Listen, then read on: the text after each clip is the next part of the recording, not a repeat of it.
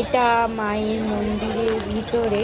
আমরা সন্ধেবেলা বেরিয়েছিলাম মায়ের মন্দির ঠাকুর দর্শন করার জন্য। এখন ভিড় কম আছে, কারণ পরের দিন বৃহস্পতিবার অনেক ভিড়। তখন ফোন ভেতরে নিয়ে যাওয়া যাবে না, কারণ ভোরবেলা আমরা পুজো দিলে মায়ের গর্ভগৃহে কেউ ফোন নিয়ে ঢোকার যাবে না, ছবি তোলা যাবে না। বাইরে দিয়ে ছবি তুলতেই পারো।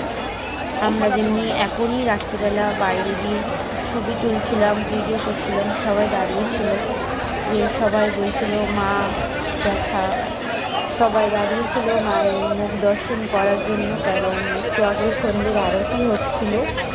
আমরা সন্ধ্যের আরতিটা দেখিনি, বাট আমরা যতক্ষণই ঢুকেছি সন্ধ্যের আরতি কমপ্লিট হয়ে গেছে। এবার সবাই সন্ধ্যেবেলা পুজো দিচ্ছিল। সব সকালবেলাও পুজো হয়, সন্ধ্যেবেলাও পুজো হয়, আর দুপুরবেলা মায়ের অন্নভোগ দেওয়া হয়। এখন মায়ের মুখ তোমরা দেখতেই পাচ্ছ।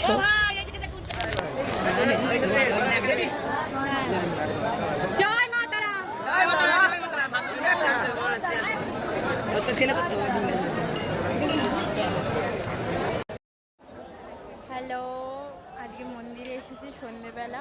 আমাকে কেমন লাগছে? এই ভিডিওটা পরের দিন সন্ধ্যেবেলার। আমরা সাইট সিনে বেরিয়েছিলাম মায়ের মন্দির দর্শন করে। তারপরে সাইডে মানে আশেপাশে শ্মশান রয়েছে, ওগুলো দেখার জন্য বেরিয়েছিলাম। তখন টাইম 7:30 বা 8টা বাজে, কেন 8টার সময় মায়ের আরতি হওয়ার পর মায়ের মুখ দর্শন করে।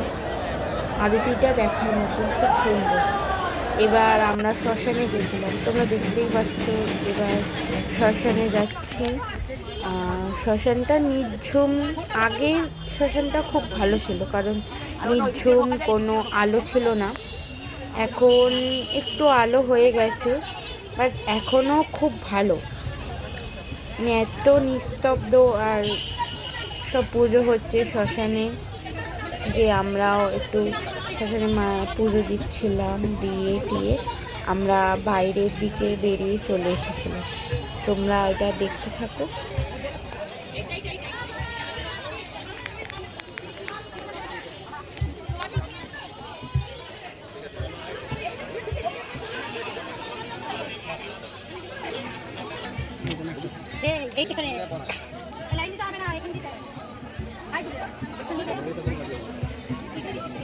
এটা হলো মায়ের চরণ। আমরা দেখার জন্য দাঁড়িয়েছিলাম, ছবি তুলছিলাম, বাট ছবি তোলা অ্যালাউ ছিল না।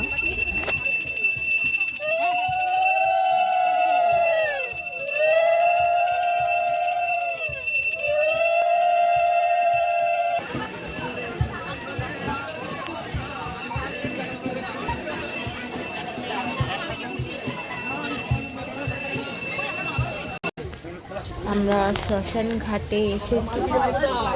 এটা আগে খুব নিস্তব্ধ ছিল, মানে এখন তো আর সেইভাবে মানুষকে পোড়ানো হয় না। বাট আমরা আগেও এসেছি অনেকবার। আগে মানুষ পোড়ানো হতো, জল জ্যান্ত, মানে বডি শ্মশান ঘাট দেখায় ভয়।